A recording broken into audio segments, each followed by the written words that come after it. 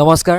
যিসকল ছাত্ৰ ছাত্ৰীয়ে পলিটেকনিক অনলাইন কৰিছিলে তেওঁলোকলৈ ফোন আহিছে আৰু ফোন কৰি কৈছে যে তুমি এইটো ডকুমেণ্টছ আপলোড কৰি দিয়া, তুমি ডকুমেণ্টছটো দিয়া নাই।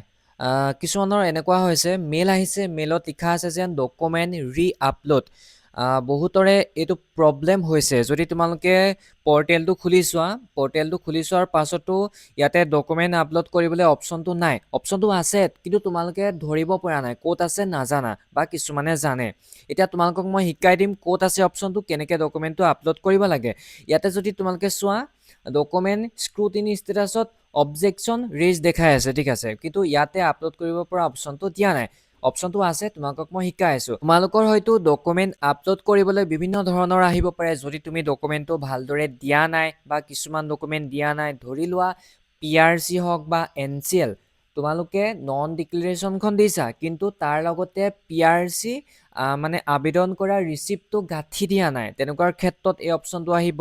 বা তোমালোকে NCL বুলি দিছা, NCLৰ নন ডিক্লেৰেশ্যনখন দিছা কিন্তু তোমালোকে NCL আবেদন কৰা ৰিচিপ্টটো লগত PDF কৰি গাঁঠি দিয়া নাই, বা তোমালোকে NCL বা PRC ৰিচিপ্টটো দিছা কিন্তু নন ডিক্লেৰেশ্যনখন দিয়া নাই, তেনেকুৱা ক্ষেত্ৰত এই বস্তুটো আহিছে। বা তোমালোকে যদি কিবা ডকুমেণ্টছ ভালদৰে দিয়া নাই বা স্পষ্ট নাই, তোমালোকে যদি ডকুমেণ্টছ মানে ভুলকৈ দিয়া, তেনেকুৱা ক্ষেত্ৰত এই বস্তুটো আহে, মানে অবজেকশ্যন আহে মানে, ঠিক আছে।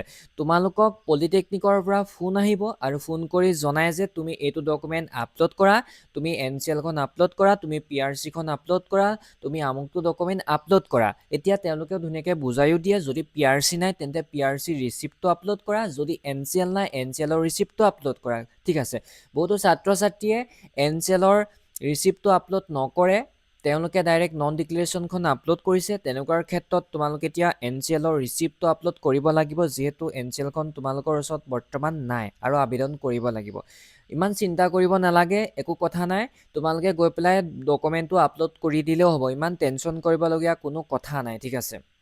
ইয়াতে চোৱা, তোমালোকে পৰ্টেলত লগ ইন কৰাৰ পাছত কৰিলা, ঠিক আছে। লগ ইন কৰাৰ পাছত ইয়াতে তোমালোকে ডকুমেণ্ট স্ক্ৰুটিনি ষ্টেটাছত অবজেকশ্যন ৰেজ দেখাই আছে। ইয়াতে তোমালোকে ডকুমেণ্ট আপলোড কৰা ছেকশ্যনটো দেখা নাই, কিন্তু ইয়াতে চোৱা, ইয়াতে তোমালোকে ছাইডত কমপ্লায়েন্স দেখিছা আৰু ইয়াতে স্ক্ৰুটিনি বুলি লিখা আছে, ঠিক আছে। ইয়াতে তোমালোকে দেখিছা স্ক্ৰুটিনি, সেইটো তোমালোকে ক্লিক কৰা।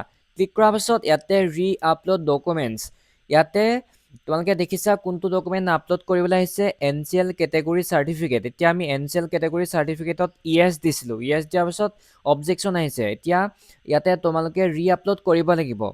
এতিয়া ৰি আপলোডত যদি তোমালোকে ক্লিক কৰা, যাৰ যিটো আহিছে, ঠিক আছে। আমি অকল NCLৰ নন ডিক্লেৰেশ্যনখন দিছিলোঁ, লগত কিন্তু ৰিচিপ্টটো গাঁঠি দিয়া নাছিলোঁ, সেইবাবে এই অপশ্যনটো আহিছে।